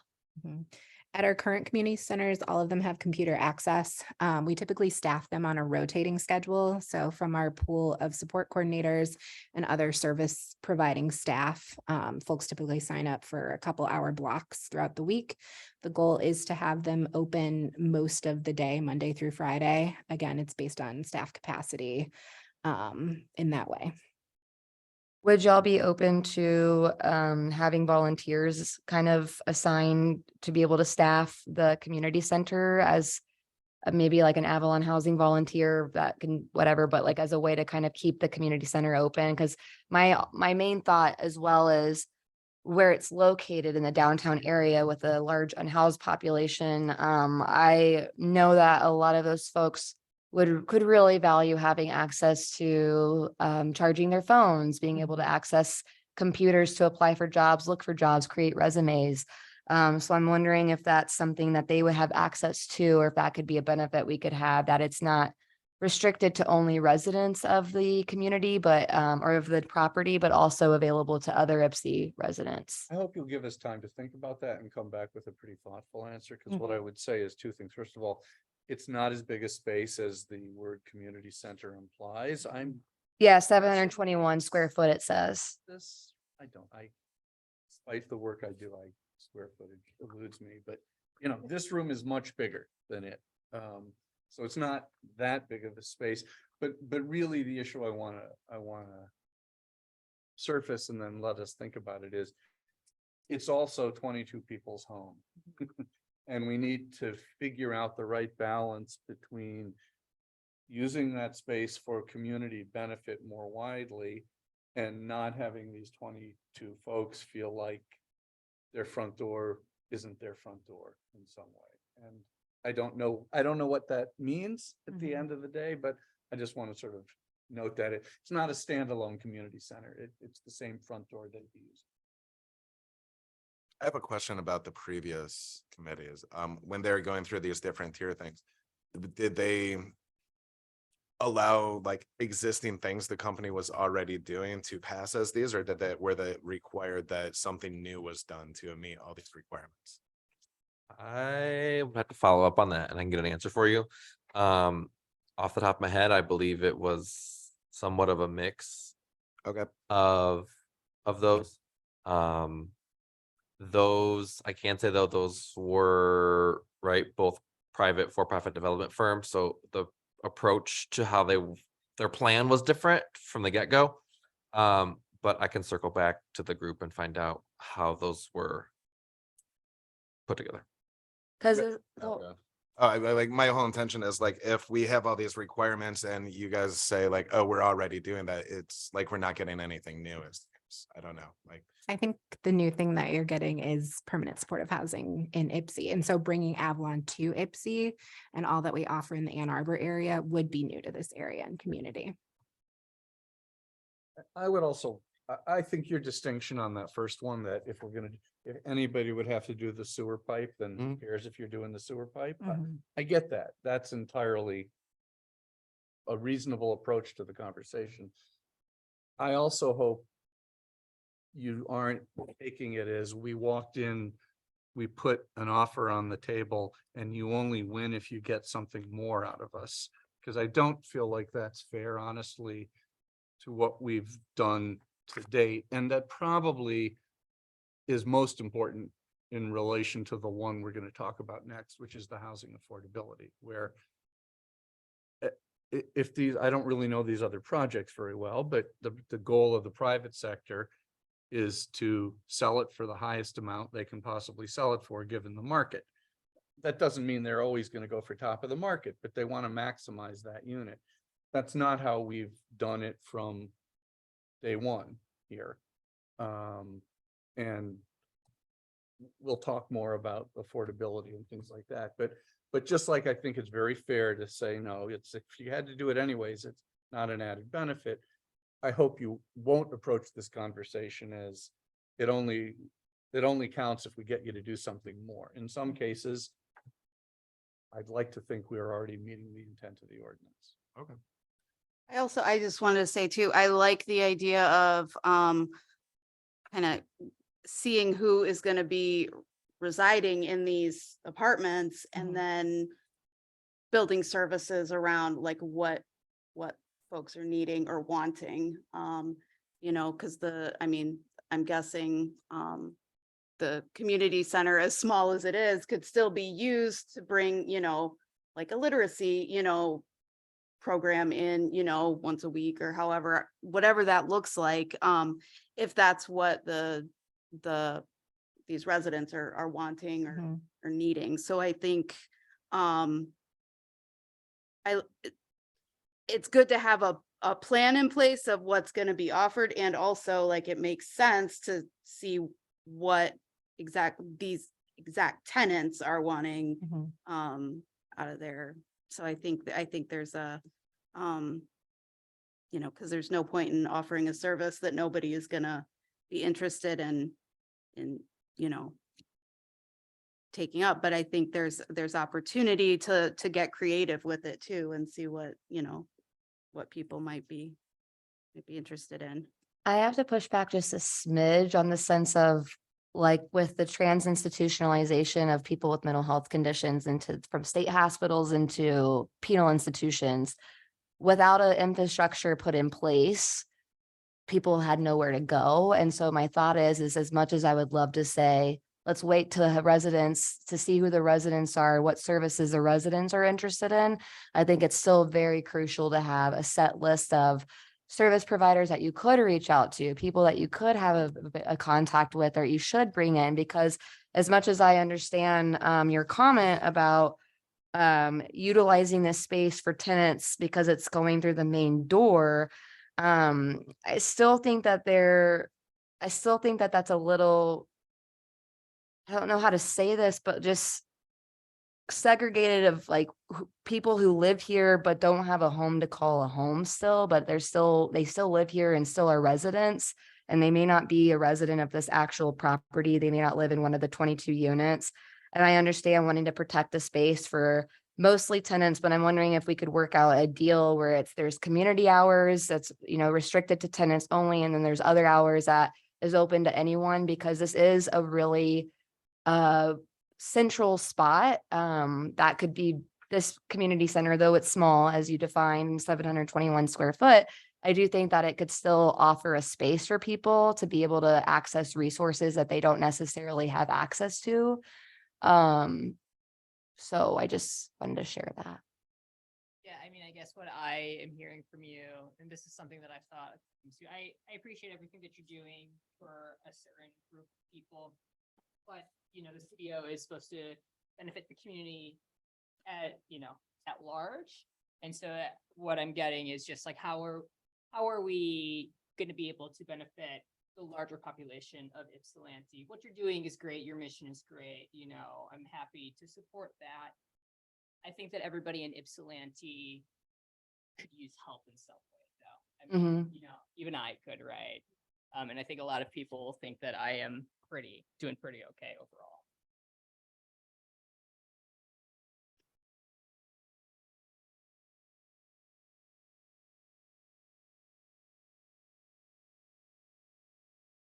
I mean, I'm even looking at the restrooms that are there, right, when you walk in through the main entrance.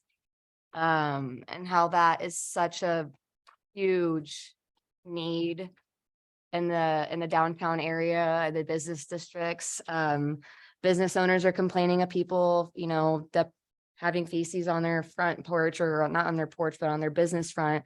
And that's because there's not a lot of public access to restrooms. And so outside of Bridge Community Cafe that allows anyone to go use their restrooms, there's not a whole other lot of options that exist. And when the porta potties were happening in the downtown area, I believe there was a lot of needles being found in them, which there is a safe needle disposal box at Bridge Community Cafe for those who need to know that. But I'm wondering if that could also be like another benefit, like an accessible bathroom for people, since it is, you know, segregated where it's not necessarily where the apartments will start and the housing area will start. Because I know that that's a really big issue that I've heard from people who are unhoused in the area, and also from business owners alike.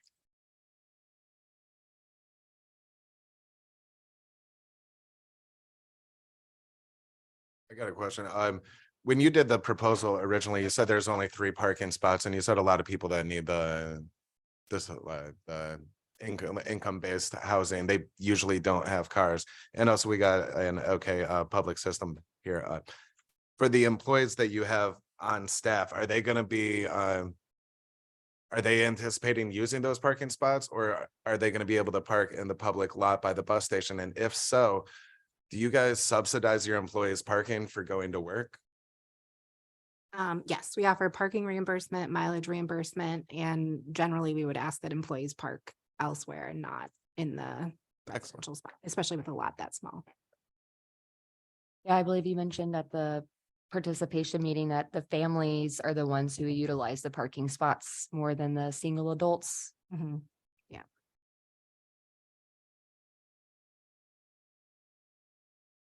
If there were a situation where there was more individuals than the 3 that have vehicles, excuse me, saying I'm not used to it. Then the 3 that exists, is there a way we could also maybe do some type of Area 5 residential parking along with for the tenants who live there, since that is the area that the street parking will be under? My understanding, and that we have to make sure we've got this right. I don't know who runs the parking permit program in the city. Is our residents will have the same right to a residential sticker as anybody else who lives there. You'd be correct. Yeah. And if the Avalon wanted to purchase that for them, or reimburse them, however you wanted to handle it. That's what I was gonna say, is because I have one of those parking passes. So there is, I mean, But you can there's- definitely acquire them. yeah, there is a cost to it. For me, it's affordable. For other people, like that might be a barrier for them. So That's something we would be able to, through their support coordinator or whomever they're working with, we'd be able to use internal funds to help them out. Okay. I see that there's like a small patio off the back. Is that going to have any like gardening space, or would that be something that would be included as part of it? Or would there be capacity for people to take that on if they wanted to, but allowed? Honestly, we have to look at Yeah. the site a little more closely. It's a dense urban site. Yeah. and Honestly, we prioritized housing Yeah. units for people, so there's not as much green space as we have on some of our other sites that aren't infill in a denser urban neighborhood. So depending on where the buildings are and where the trees are, I don't want to speculate too glibly about what could grow where. Because But if someone wanted to put tomatoes out, that's. well, yes, what I would say is we have worked with tenants both through formal programs where we brought in and created raised beds and yards. And actually, at one point, I think less so now, had volunteers coming and working with our tenants to utilize those raised beds to more informal, if you love to garden, please go garden. I just know that the site doesn't, there are no raised beds on the site plan right now. And I don't think we're gonna add that immediately to a site plan sort of conversation. But gardening, beautifying, vegetables are all over Avalon properties. Yeah. and we would do the same there. Since you brought up the patio, it got me thinking about the two outbuildings. Yeah. What are the plans? What's the plan? Is that existing south shed, existing north shed? Existing south shed. Okay. It's not, but we don't know exactly. What we knew is we were told we were gonna keep them, and we said, okay, we're gonna keep them. Both The yeah. historic district and the city were both very clear that was part of the deal. At this moment, we've not been able to really do enough due diligence on them to figure out if we can use them programmatically or if we're gonna simply repair them, secure them from the elements and keep them looking pretty.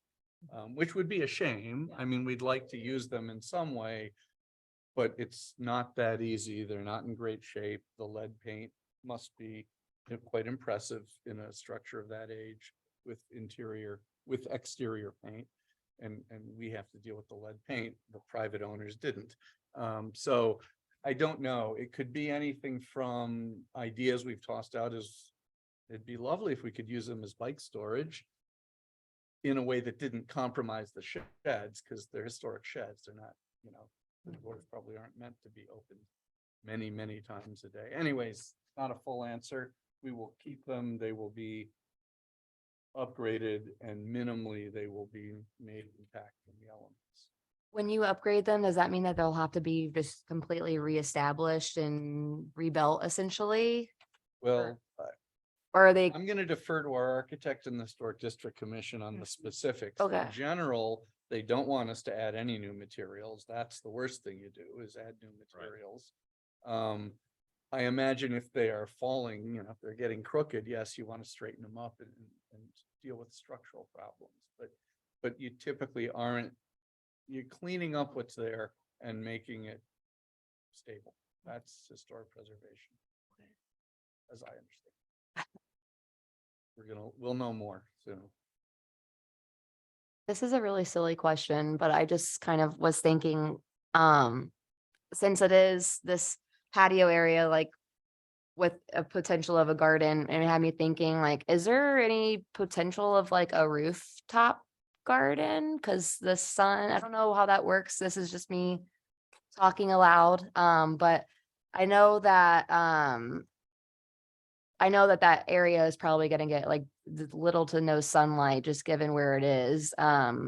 If that's a possibility. You can look into it. I'll be honest. That's a very expensive amenity, which isn't in our budget right now. And I suspect there's a reason you associate rooftop gardens with high-end of living. It's very expensive to make your roof weight bearing, safe for people, etc.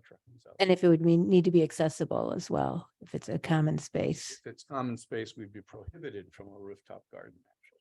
As And there's no elevator as and an Okay. elevator is just cost prohibitive on a 22-unit building. yeah, okay. So Scratch. there's the legal answer. Thank you. No common space on the roof. Thank you. Forgot. So the final one, right?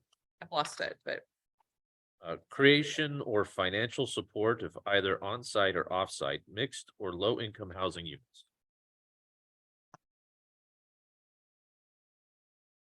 Well, since I've been reacting first after you Sure. read it, this is one where I hope you'll find that what we brought to the table honestly exceeds what you have gotten from any other developments. I still refer back to the promise we made. We'll explain a little bit more about how it works and how rents are regulated going forward and those sorts of things. But this would be one where we feel like we've brought a proposal that offers the city a wonderful opportunity.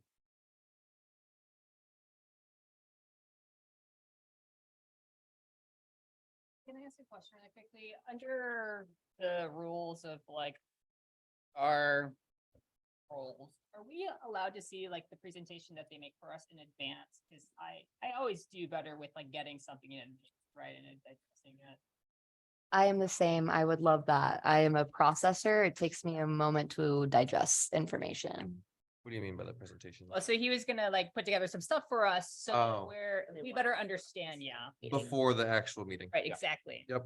I almost offered and then I said, keep your mouth shut because you have to prepare it. I So, know. Yeah, right? How How far away is August 9th? Yeah, it's bad. Yeah, I mean, and I know you've talked about adding more meetings, so I guess what I will say is, yes, that would always be a goal, especially if it's a bunch of numbers. to Right, Give you right. advanced copies to the extent we can. It's already, we're moving fast. Yes. And we'll do our best. Yes, yes, yes.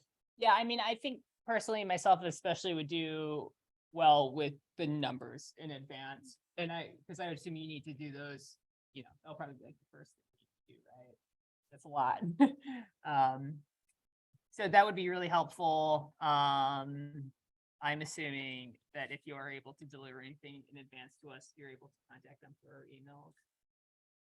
I think probably we. Yeah, we'll send funnel it to everything them, and through they Katie, send so it Yeah, you'll that just would have to make look through sense. things Yeah, that from makes sense. Katie, so we're not confusing you with different people and Right, yeah. right, right. And I'm not responding. Yeah. Yep.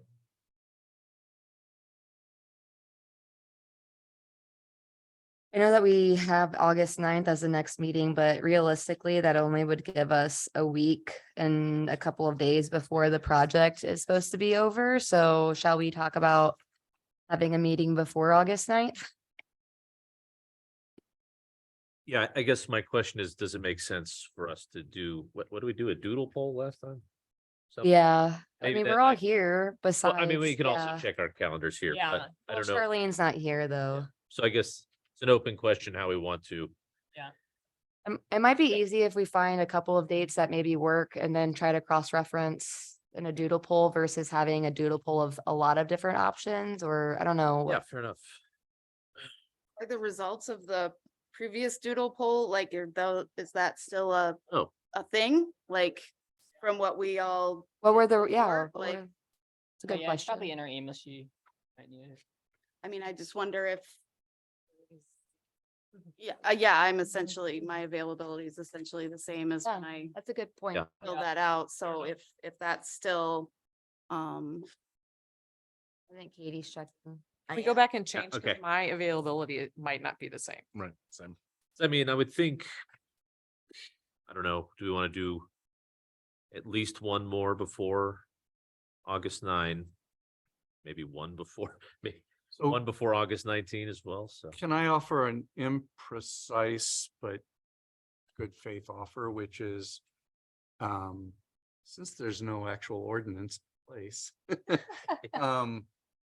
I think we'd rather extend the time period a little bit than have all of us just frantically meeting weekly and not feeling like we can breathe and process the information. I mean, if it's October and we still haven't completed it and there's nothing going to council, that would undermine some of our other obligations, but it doesn't have to, we're not gonna go to council on the 19th and go, the time's up. So I'd That's a rather, Saturday anyway. well, Timeline. I'd Alright. rather us collectively come up with a timeline that is efficient and has a definite end to it but gives all of us time to process and do the work. And it sounds like we also found it, Yeah, within the CBO, so it does permit, so upon request of the committee or the developer, city council may grant an extension to the deadlines described herein. So, if that's the route you want to go, I will say too, just because to not force or rush it, council does only have one meeting in August and then we break and don't have anything until the beginning of September. Okay. So. Can we get our extension at that point? And then. Yeah. We can, When is that first meeting in September? It is, I'm pulling up the schedule right now. September 5th. That should And be it- the Tuesday after Labor Day, and when's the August meeting? August 1. Yeah, a past participant of the ad hoc committee mentioned that their experience, 5 meetings was like minimum. So, 2 seems like. Yeah. I would, right, I like, would, how is that gonna be a thing? yeah. Not even 2, it's just one more. Right. Can I ask procedurally, how do we request an extension from the city council? I would just say that you all We just asked. decide Yeah. and maybe majority vote, maybe motion it. motion it, so- and second it. then we'll pass along the recommendation of the And maybe in the motion. committee. What extension are we talking about? I'm somewhat confused about Yes. days. So the concern is that the 60-day deadline imposed is gonna be impracticable because A, city council's not around. B, it's a very short amount of time for what we have. So according to our liaisons, there is a procedure by which the city council extends that 60-day deadline. So the question is, how we do that. And I guess we vote and send that to the council. And then the second question is how long? That's the Yeah. question I'm asking. I see. Yes, we have not decided how long. And it looks like the next time that most people could come. Was August 30th, Wednesday, August 30th. Oh, so maybe we should decide another time right here. Yeah. Yvonne and maybe. So we have a August 9th and then we have a potential August 30th. How long do you think it will take you to put together the presentation? You're busy on it.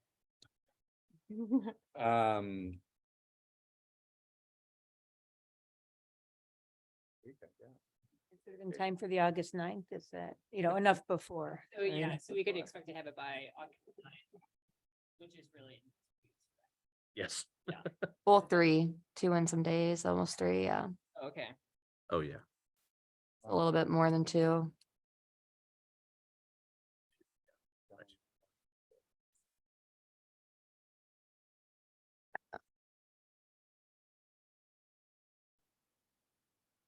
But folks, I mean, I'm guessing because the second best option was August 9th, does that mean that a lot of folks weren't available for if we were to try to do bi-weekly type of thing? So instead of meeting every week, if we were to try to do in 2 weeks from now, and that would put us on the August 1st week, instead of August 9th, or in addition to, I don't know. So I am unfortunately out of the area. Somebody is visiting me from Switzerland, so. Oh, okay. Yeah, so I'm not available, especially for like the first 3 days. I would assume that I could carve out 2 hours if it was really important to the rest of the group. But we won't be back in the area until August. 31st, 2nd, and 3rd, according to the doodle, was like only 5 and 4 people most of that week.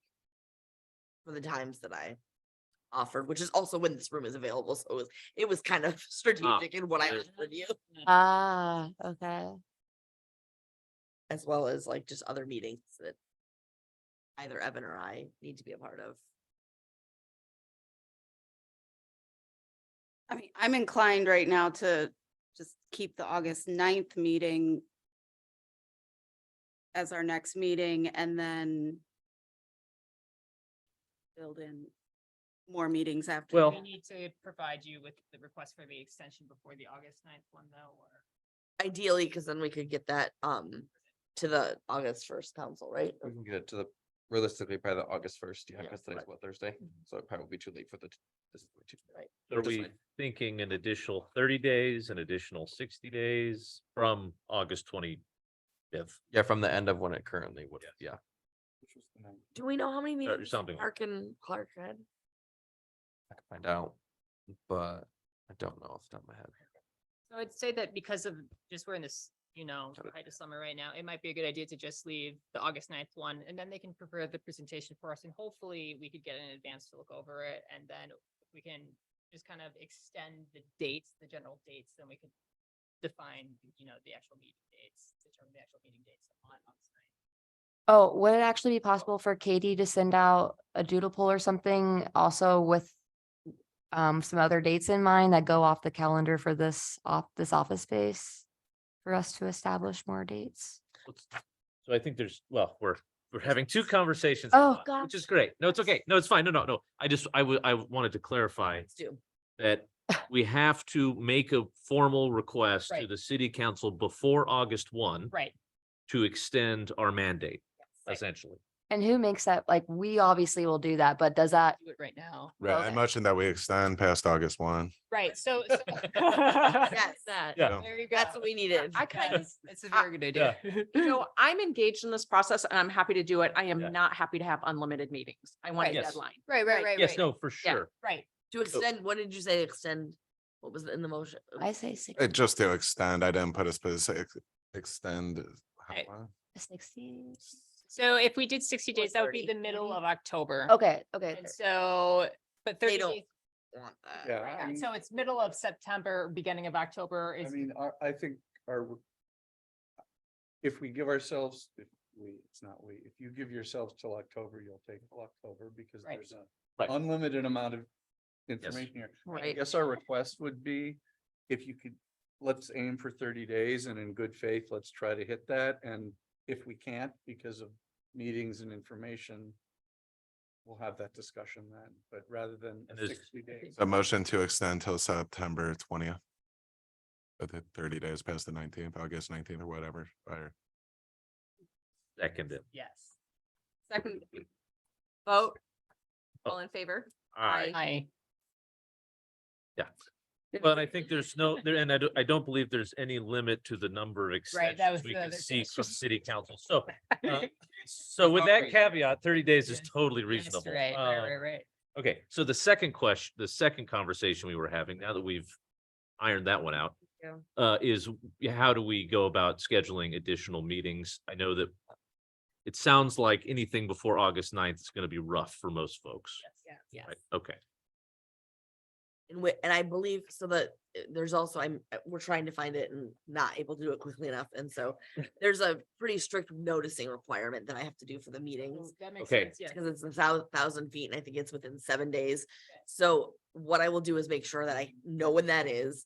And then when I know what that is, I will send you guys out another doodle poll and make sure that we both find dates that work for you guys Right. as well as can comply with the ordinance and make sure it's noticed And- properly. I think this Government, question yes. was asked at council, but if I remember, the Open Meetings Act and COVID have a weird interaction now where this meeting can be broadcast out, but we're no longer, or municipalities cannot make Not it meet as- and make decisions online, yes. So anyone who can't make the meeting can listen to it, but they can't talk. They don't actually get to say it. Yeah, right. They can speak during like the public comment section, but they cannot have a vote on They a can't like topic. just participate. Can they participate No, No, no, you can't participate. or let they become a citizen? yes.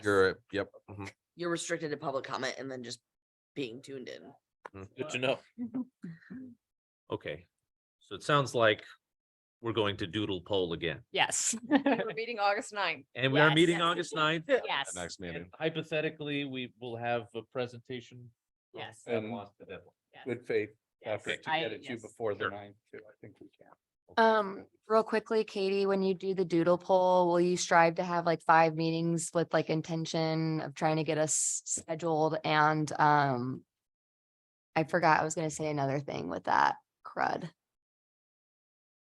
I love when I have those moments. But yes, like I really do think that it would be important to have more than 2 or 3 or 4. Like I really would like to do as many as possible if that's a thing. I'm sorry, Every other week is that? it's too much for me. I can't do a ton of meetings. Yeah, so I mean, 5 meetings, if we're doing 5 meetings, starting with the August 9th one, that would pretty much mean every week, right? Right? So Mm, it's just something. to 5 keep in- total or 5 additional? Yeah. total. That would be But I think, 3 more. did have previous CBO committees ask for extensions? I mean, were they under the same like I think 60 at least one days of or? them did. I don't know that they both did. There's only Yeah. been 2. Right. Yeah, and I know, I think at least the Clark Road project did, because it was more expansive. Yeah. But I don't know about if they both did. Okay, that's what I remember I was gonna say. Following your doodle poll, will you be sending that out enough in time for us to have results ready by the August 9th meeting in case we do want to decide collectively to add or take out, we could in that moment on the August 9th meeting? The other ones did 4 meetings. Okay. And so then my assumption would be that if we extended 30 days, we would try and get another 2 more meetings. And so the answer to your question is, can we have them scheduled by the 9th? Or just like have the results ready by the 9th so we can at least. Menu of options ready. Yeah, that way we could see here like, oh, okay, that's what we're working with. And if it doesn't work for, Yeah, access the doodle poll results. Yeah, theoretically, yes. And okay, that can be the goal. okay. Whether we can accomplish the goal, I don't, that's also dependent on you guys and how quickly you get responses to me and then, and that noticing requirement, but I think it's only 7 days. I think we just have to get, you're right. I think we just have to get it out. But that's also dependent on results that are cumulative and like, there's, I Yes. think 10 of us, or there's more than that. There's more than 10 of us. There's like 11 or 12 of us. And so I need that many responses so that I can say we have everybody or we have enough of everybody to call a meeting. So yeah, I think so. Okay. Thanks. I'll try. I'll do my best.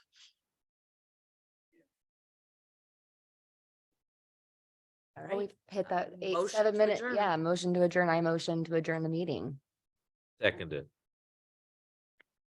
All right. All in Aye. favor? Hi. Hi. Aye. Thank you all. Thank you all. Everyone.